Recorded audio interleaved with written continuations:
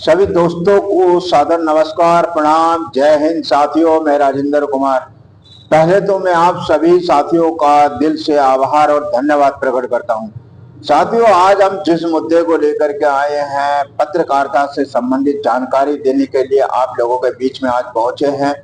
और जैसा कि आप देख रहे हैं कि 2024 में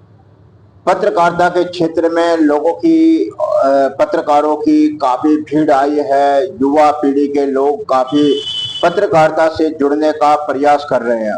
और ये पत्रकारिता जगत के लिए एक तरीके की बहुत ही खुशी की बात है कि आज की पत्रकारिता के दौर में युवा पीढ़ी पूरी तरीके से भाग लेने लगी है। जैसा कि आप जानते हैं कि हमारे देश में पत्रकारिता जो है वो अब सोशल मीडिया का भी एक माध्यम बन गई है। लोग ज्यादातर जो है सोशल मीडिया को भी बहुत पसंद करते हैं और इसी के साथ में जिस प्रिंट मीडिया हो गया, इलेक्ट्रॉनिक मीडिया हो गया, ये भी हमारा एक पुराने समय का माध्यम है।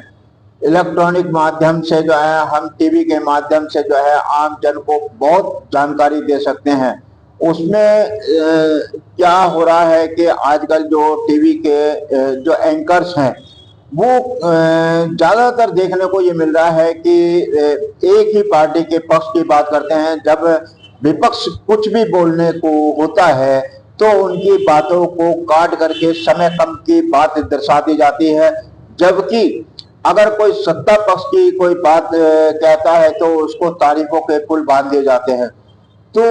ये पत्रकारिता का दायित्व में कहीं भी जो है ये इस तरीके की विचारधारा जो है वो सेट नहीं बैठती है। सबसे बड़ी जो बात होती है लोगों की, हमारा जो माध्यम होता है पत्रकारिता के माध्यम, दो विचारधाराओं का समावेश करना होता है कि हम पत्रकारिता के माध्यम से किस तरीके से लोगों के विचार जो है एक जनमानस तक पहुंचा सकें। जो बात आम आदमी नहीं सोच सकता है उस विचारधारा को हम जो है एक पत्रकार के माध्यम से, अपनी कलम के माध्यम से, अपने लेखन के माध्यम से, सोशल मीडिया से, इलेक्ट्रॉनिक मीडिया के माध्यम से, प्रिंट मीडिया के माध्यम से और पत्र लेखन के माध्यम से, साथ में कवि सम्मेलन के माध्यम से एक पत्रकार जो है वो जनमानस तक धीरे धीरे स्टेप बाय स्टेप जो है वो अपनी बात को पहुंचाने का माध्यम जो है वो बन जाता है। और इसी तरीके से हजारों वर्षों से जो है वो पत्रकारिता जो है वो चलती आ रही है। पत्रकारिता के समय समय पर दौर बदले हैं, उनका साधन बदला है, उनका जो काम करने का जो तरीका है वो अलग अलग तरीके से बदला है। अब जो पुराने समय की पत्रकारिता थी, एक दूसरों से जब हम लोग वार्तालाप करा करते थे उसको भी एक जो संदेश हुआ करता था जिसको हम संदेश भाग कहा करते थे, तो वो संदेश भाग के माध्यम से जो है हम अपनी सूचना जो है वो दूसरे के घर तक पहुंचा दिया करते थे। इसी तरीके की जो दूसरे घर की सूचना है वो संदेश भाग के माध्यम से जो है वो उस व्यक्ति तक पहुंच जाती थी जिसका वो इंतजार कर रहा है। फिर उसके बाद में पत्रों का दौर चला, डाक चिट्ठियों के माध्यम से पत्रों का माध्यम चला। उसके बाद में जो है फिर प्रिंट मीडिया का माध्यम चला, प्रिंट मीडिया के बाद में इलेक्ट्रॉनिक मीडिया का माध्यम चला और आजकल जो है वो सोशल मीडिया पर जो है ये अपनी विचारधाराएं जो है वो समावेश की जाती हैं। अब सवाल ये उठता है कि पत्रकारिता का एक सबसे बड़ा दायित्व यह होता है कि पत्रकारिता लोकतंत्र के चौथे स्तंभ के नाते जो है हम लोगों को जो है वो ईमानदारी के साथ में पत्रकारिता करनी चाहिए। ईमानदारी करने के लिए जो हमें दोनों पक्षों की बातों को ध्यान में रखते हुए और शासन और प्रशासन की जो सेवाएं हैं या जो कार्य है, कार्यशैली है, जनता तक कैसे पहुंचाया जाए, लाभ कार्य है तो उनको जनता तक कैसे पहुंचाया जाए, ये एक पत्रकार के माध्यम से जो है वो जनता तक पहुंचाने का काम करता है। और उसके लिए हमें निडरता, निष्पक्षता, ईमानदारी, भाईचारा, सौहार्द और प्रेम और सौहार्द और ठंडे विचारधाराओं के साथ में जो है ये पत्रकारिता का संदेश जो है एक पत्रकार के माध्यम से पहुंचता है। तो मेरा ये कहना है कि यदि अगर हम आज की जो युवा पीढ़ी है जो पत्रकारिता कर रही है उनको सबसे बड़ा जो एक सवाल ये उठता है कि उनको सबसे ज्यादा जो है किताबों का अध्ययन करना चाहिए, इतिहास का अध्ययन करना चाहिए, अपने महापुरुषों का अध्ययन करना चाहिए, पुरातत्व चीजों का अध्ययन करना चाहिए। सामाजिक दृष्टि में समाज के जो रचनात्मक कार्य हैं, सरकार जो अच्छे कार्य कर रही है, रचनात्मक कार्य कर रही है, केंद्र सरकार किन किन नीतियों का फायदा जो है आम जन को देने का प्रयास कर रही है, उन सभी बातों को जो है हमें जो है जनता तक पहुंचाने का काम करना चाहिए। लोकसभा की क्या नीति है, विधानसभा की क्या नीति है, हमारे जो क्षेत्रीय नेता हैं उनका क्या है, एक सांसद का क्या दायित्व होता है, एक प्रशासन का क्या दायित्व होता है, एक विधायक का क्या दायित्व होता है, एक प्रधान का क्या दायित्व होता है, उन सभी को लेकर के जो है हमें समय समय पर जो है सेमिनार लगा करके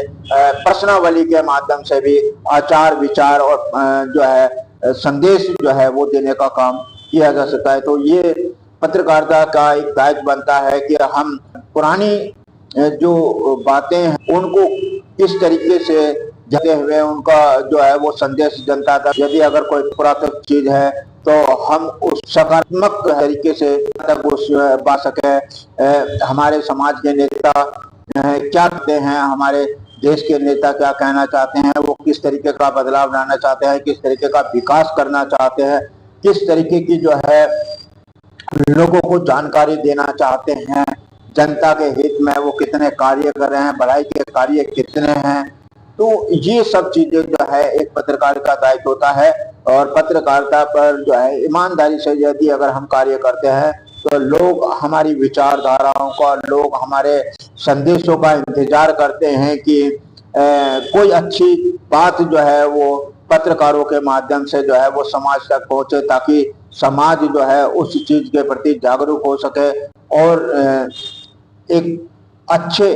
राइटर्स के माध्यम से, एक अच्छे एंकर के माध्यम से, एक अच्छे पत्रकार के नाते जो है जो पत्रकारों की जिम्मेदारी है उसका निर्वहन जो है ईमानदारी से करना चाहिए। सबसे बड़ी चीज यह है कि आज जो है पत्रकार जो है वो बहुत चीजों